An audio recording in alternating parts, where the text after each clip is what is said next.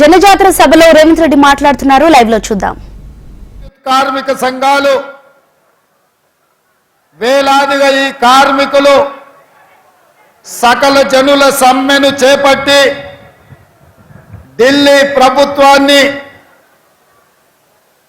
ఒప్పించి మెప్పించి తెలంగాణ రాష్ట్రాన్ని సాధించి ఈరోజు మనం సగర్వంగా కోరుట్ల జగిత్యాల గడ్డ మీద నిలబడి మాది తెలంగాణ రాష్ట్రం అని చెప్పుకుంటున్నామంటే ఈ కార్మికుల యొక్క త్యాగాలు, ఈ కార్మికుల యొక్క సాహసోపేతమైన పోరాటాలతో ఈరోజు తెలంగాణ రాష్ట్రం ఏర్పడ్డది. మిత్రులారా, నిజామాబాద్ పార్లమెంటు నియోజకవర్గం నుంచి పెద్దలు జీవన్ రెడ్డి గారిని, శ్రీమతి సోనియా గాంధీ, శ్రీ మల్లికార్జున్ ఖర్గే గారు, శ్రీ రాహుల్ గాంధీ గారి ఆదేశాల మేరకు కాంగ్రెస్ పార్టీ అభ్యర్థిగా ఈ ఎన్నికల రంగంలో తెలంగాణ కాంగ్రెస్ నిలబెడితే ఈ కార్యక్రమాన్ని జిల్లా పార్టీ అధ్యక్షుడు అడ్లూరి లక్ష్మణ్ గారి అధ్యక్షతన పెద్దలు మిత్రులు శ్రీధర్ బాబు గారు, మిత్రుడు మంత్రివర్యులు పొన్నం ప్రభాకర్ గారు, పెద్దలు సుదర్శన్ రెడ్డి గారు, మహమ్మద్ అలీ షబ్బీర్ గారు, భూపాల్ రెడ్డి ఎమ్మెల్యే గారు, జిల్లా పార్టీ అధ్యక్షుడు మానాల మోహన్ రెడ్డి గారు, మా మిత్రుడు ఎమ్మెల్సీ కార్యనిర్వాహక అధ్యక్షుడు మహేష్ గౌడ్ గారు, అదేవిధంగా సిపిఐ రాష్ట్ర జాతీయ నాయకులు చాడా వెంకటరెడ్డి గారు, వేదిక మీద చాలా మంది పెద్దలు, రాష్ట్ర పార్టీ నాయకులు, జిల్లా పార్టీ నాయకులు, మండల పార్టీ నాయకులు, గ్రామ శాఖ అధ్యక్షులు, ప్రాణ సమానులైన కాంగ్రెస్ పార్టీ కుటుంబ సభ్యులందరి కూడా, అదేవిధంగా ఇక్కడి కాంగ్రెస్ పార్టీ మొన్న ఎన్నికల అభ్యర్థి మీ అభిమాన నాయకుడు జువ్వాది నరసింహరావు గారికి అందరికీ కూడా మనస్ఫూర్తిగా అభినందనలు, కృతజ్ఞతలు. మిత్రులారా, ఈ ఎన్నికలు ఆషామాషి ఎన్నికలు కాదు. 17 సార్లు ఈ దేశంలో పార్లమెంటు ఎన్నికలు జరిగినాయి. ఇప్పుడు జరగబోతున్న ఎన్నికలు 18వ పార్లమెంటు ఎన్నికలు. ఈ 18వ పార్లమెంటు ఎన్నికలకు గతంలో జరిగిన ఎన్నికల కంటే భిన్నంగా ఎంతో ప్రత్యేకమైన పరిస్థితులు ఈరోజు దేశంలో నెలకొన్నాయి. ఎందుకంటే మిత్రులారా, ఈరోజు భారతీయ జనతా పార్టీ 400 సీట్లు గెలవడం ద్వారా రాజ్యాంగాన్ని మార్చేసి దళితులు, గిరిజనులు, బలహీన వర్గాల రిజర్వేషన్లు ఎత్తేసి ఈరోజు పేద వర్గాలను దెబ్బతీసి కార్పొరేట్ కంపెనీలకు, అదానీలకు, అంబానీలకు ఈ దేశాన్ని అంబాలనే కుట్ర జరుగుతున్నది. అందుకే ఈ మధ్యలో నేను విస్పష్టంగా భారతీయ జనతా పార్టీని సూటిగా ప్రశ్నించిన డాక్టర్ బాబాసాహెబ్ అంబేద్కర్, జవహర్ లాల్ నెహ్రూ గారు, వల్లభాయ్ పటేల్ గారు, మహాత్మా గాంధీ గారు కలిసి ఈ దేశంలో ఉన్న సామాజికంగా, ఆర్థికంగా వెనుకబడి సమాజం యొక్క వివక్షకు లోనైన ఎస్సీ ఎస్టీలకు, ఆ తర్వాత బీసీలకు ఇచ్చిన రిజర్వేషన్లను వాళ్ళు ఆ రోజు మనము వాళ్ళ అభ్యున్నతి కోసం మనం ఇస్తే 75 సంవత్సరాలు స్వతంత్రం వచ్చినా ఈరోజు దళితుల, గిరిజనుల జీవితాలలో రావాల్సినంత మార్పు రాలేదు. బలహీన వర్గాలకు రావాల్సిన అవకాశాలు రాలేదు. అందుకే రాహుల్ గాంధీ గారు కన్యాకుమారి నుంచి కశ్మీర్ వరకు 150 రోజులు 4000 కిలోమీటర్లు పాదయాత్ర చేసినప్పుడు బలహీన వర్గాలకు సంబంధించిన డాక్టర్లు, ఇంజనీర్లు, లాయర్లు, ఐఏఎస్లు, ఐపీఎస్లు, పీజీలు, పిహెచ్డీలు చదువుకున్న విద్యార్థులు రాహుల్ గాంధీ గారిని కలిసి ఈ దేశంలో మేము 52% ఉన్నాం, మా జనాభా లెక్కలు వేయండి, మా జనాభా దామాష ప్రకారం మాకు రిజర్వేషన్లు ఇవ్వండి, మాకు నిధులను కేటాయించండి, మేము కూడా ఈ సమాజంలో భాగస్వాములమే, ఈ దేశ నిర్మాణంలో మాకు సముచితమైన అవకాశం ఇవ్వండి అని చెప్పి ఈ వర్గాలకు సంబంధించిన నాయకులు వచ్చి రాహుల్ గాంధీ గారిని కలుసుకున్నారు.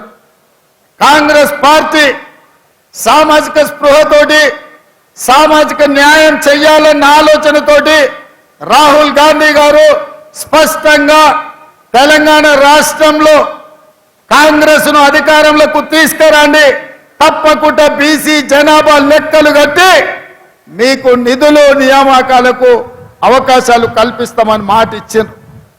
ఆ మాట ప్రకారం ఇవాళ ఈ దళితులు, గిరిజనులు, బలహీన వర్గాలు కాంగ్రెస్ కు అండగా నిలబడి 10 సంవత్సరాలు తెలంగాణ రాష్ట్రాన్ని పట్టి పీడించి ఈ రాష్ట్రాన్ని సర్వనాశనం చేసి 10 ఏళ్లలో 100 ఏళ్లకు సరిపోయే విధ్వంసం చంద్రశేఖరరావు చేసి ఈ రాష్ట్రాన్ని దోసుకుంటుంటే మీరందరూ కలిసికట్టుగా అండగా నిలబడి ఈనాడు ఇందిరమ్మ రాజ్యాన్ని కాంగ్రెస్ ప్రభుత్వాన్ని తీసుకొచ్చింది.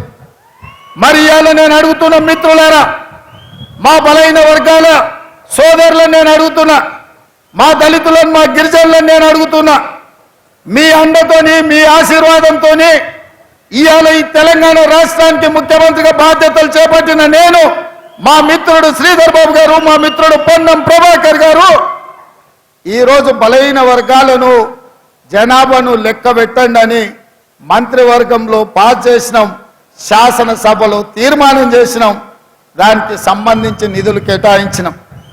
అదేవిధంగా సమాజంలో మైనారిటీలు పూర్తి స్థాయిలో వివక్షకు లోనవుతున్నారని ఆనాడు షబ్బీర్ అలీ గారి నేతృత్వంలో డాక్టర్ వైఎస్ రాజశేఖర రెడ్డి గారు మైనారిటీలకు కూడా 4% రిజర్వేషన్ ఇచ్చి వాళ్ళు కూడా ఈ దేశంలో భాగస్వాములే, ఈ దేశంలో వాళ్ళకు కూడా న్యాయం జరగాలి అని నిర్ణయం తీసుకున్నారు. ఇట్లా కాంగ్రెస్ పార్టీ దళితులు, గిరిజనులు, బలహీన వర్గాలు, మైనారిటీలకు రిజర్వేషన్లు ఇచ్చి నిధులు కేటాయించి వాళ్ళ అభ్యున్నతి కోసం పనిచేయాలనుకుంటుంటే ఇవాళ బీజేపీ కుట్ర చేస్తున్న సోదరులారా, ఆ కుట్ర ఏంటంటే చూసి ఉంటారు మీరు మోడీ గారి ఉపన్యాసాలు. इस बार 400 पार, हमें पूछा क्यों भाई आपको 300 पिछले बार मिले और इस बार भी कुछ कम उधर इधर 300 मिले तो सरकार बनाने वाले हैं, क्यों 400 मांग रहे हैं? तो भारतीय जनता पार्टी के लोग ये कह रहे हैं कि पार्लियामेंट में 2/3 मेजॉरिटी अगर उन लोगों को मिले तो वो संविधान को बदलने के लिए मौका मिलेगा. అంటే ఈసారి 400 సీట్లు వస్తే రాజ్యాంగాన్ని మార్చాలంటే పార్లమెంటులో 2/3 మెజారిటీ ఉండాలి. అందుకే 400 సీట్లు తీసుకొని రాజ్యాంగాన్ని సమూలంగా మార్చి రిజర్వేషన్లను రద్దు చేయాలని ఈ రోజు ఆర్ఎస్ఎస్, బీజేపీ కుట్రలో భాగంగా ఈ రోజు వాళ్ళు ప్రయత్నం చేస్తున్నారు.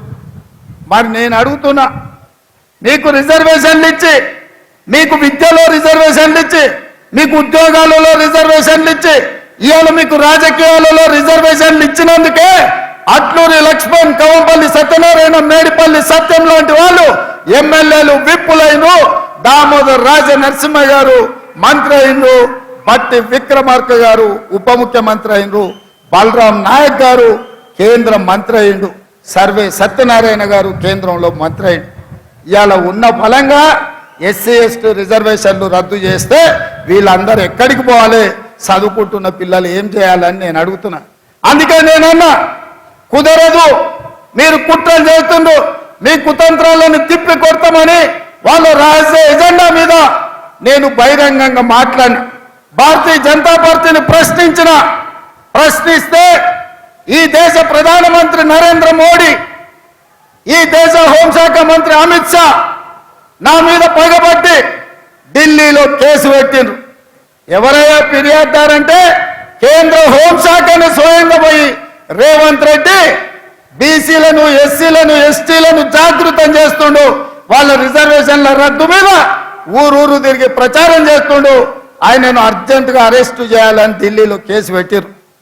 నేను అడుగుతున్నాడు నా మిత్రుల్ని, ఒకవేళ నేను మాట్లాడింది తప్పైతే ఈడ బీజేపీ నాయకులు లేరా?